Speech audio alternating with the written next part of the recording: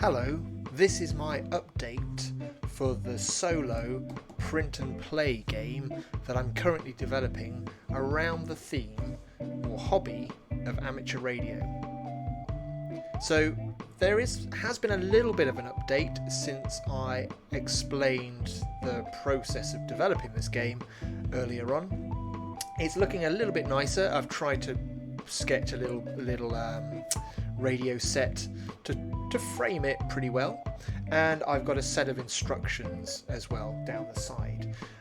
No one likes writing documentation, so I'd appreciate it if anyone has issues with these instructions. Do let me know. I've tried to make them as simple as possible, but you never know until you get other people to test it for you. So the idea of the game is you have to successfully make contacts around the world, claiming different areas within these continents, and at the end you get points for how many continents you actually claim or have worked. So to start the game, to prep the game, it requires us to set our starting location and making it 3 squares. 3 squares, so I'm going to just colour shade in the UK. There we go. It's conveniently 3 squares.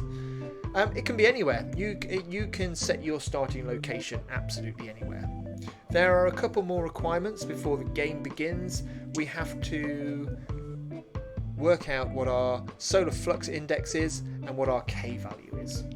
So to work out our solar flux index, we roll 2 dice and we times it by 33. So I've got 10 times 33 is 330, and our K value is just the sum of 2 dice. So again, we've got 10. We've got 10 there.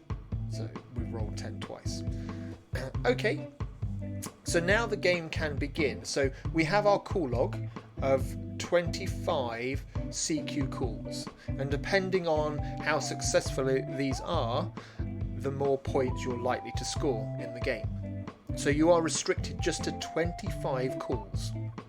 I'm not going to go through all of them, so what I'll do, I'll start the game and explain it as I go along, and then I'll bring you in closer to the end when we're just about to finish. So to make a CQ call, to make a call, we first need to, as it says, roll a single die and use the result to select the target shape. So I've rolled a 2.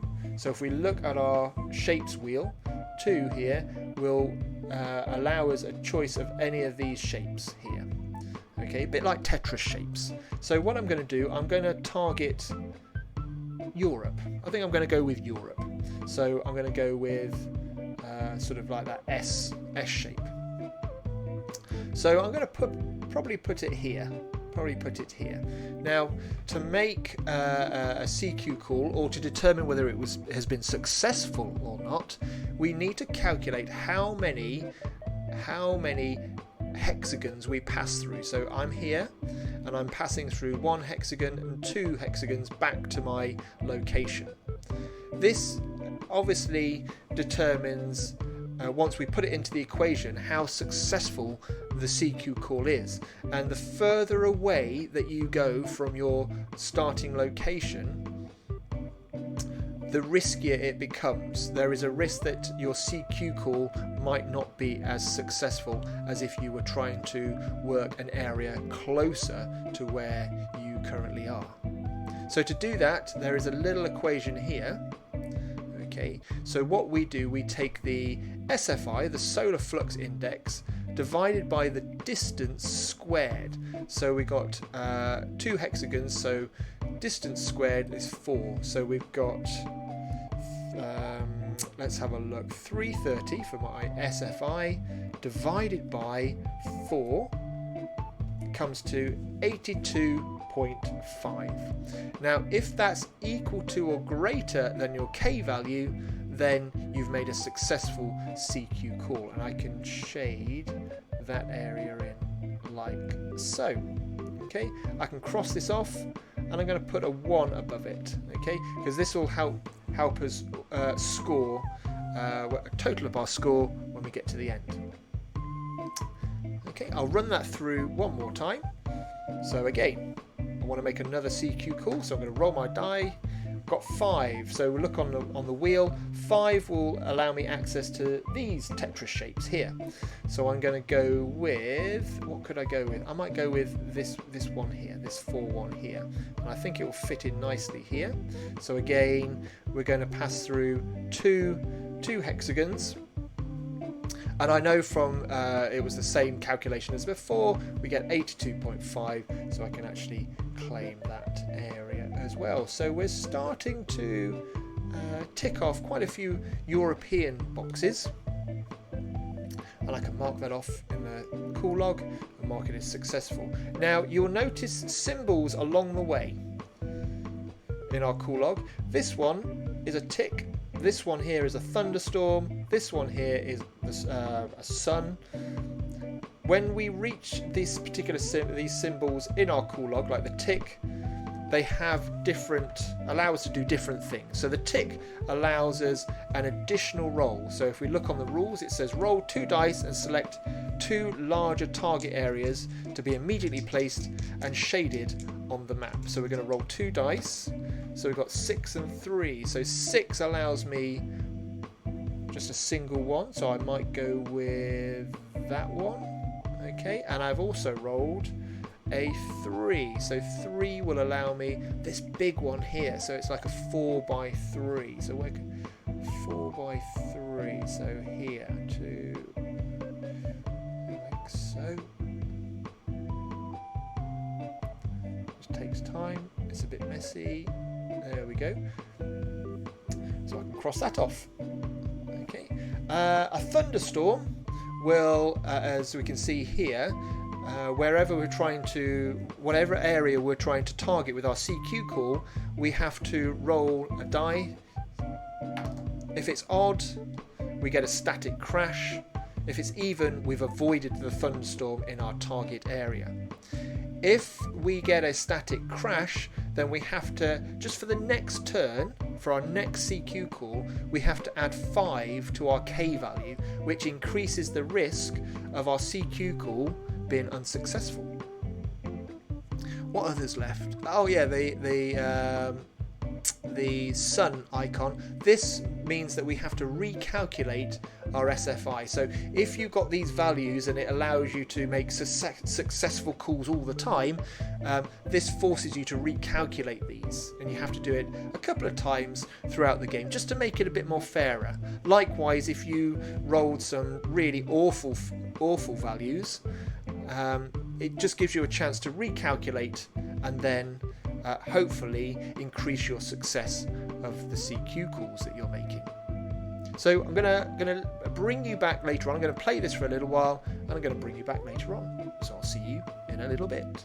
Bye bye. Welcome back.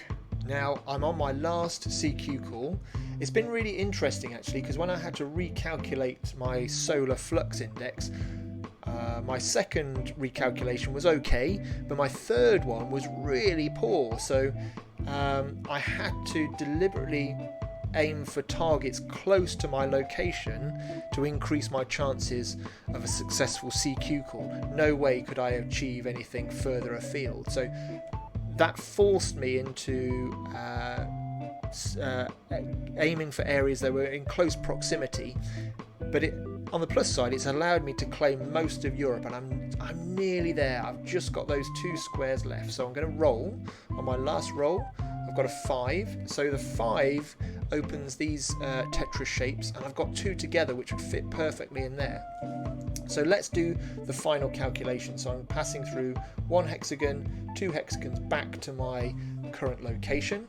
So we have 66. See, it's a really poor value, isn't it? 66 divided by 2 squared, which is 4, is 16.5, which is greater than my K value, and I can claim that like so. And that is all my CQ call attempts made, all 25 of them.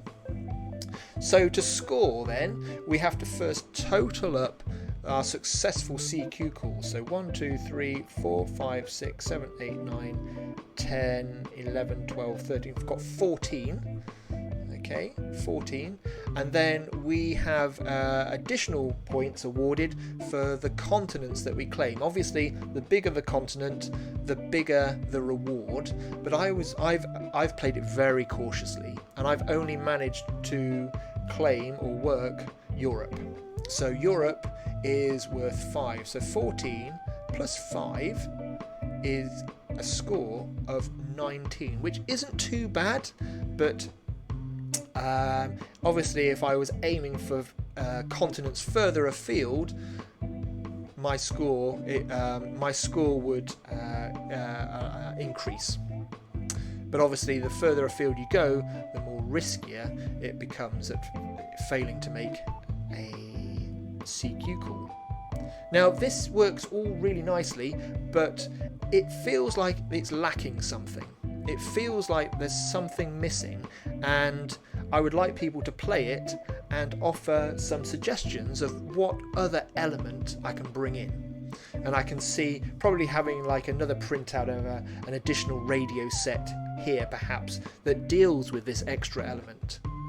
But have a play. I'd be grateful if people could have a play and see what they think. It is a game that's a work in progress, don't forget. It's not polished, it's not perfect. I'm just trying to iron things out and make it play a bit smoother.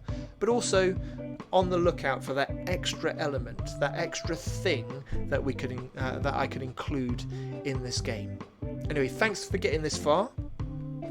I'll put a download link in the description for people to download, print and play themselves, and I hope you enjoy it. Take care now. Bye bye.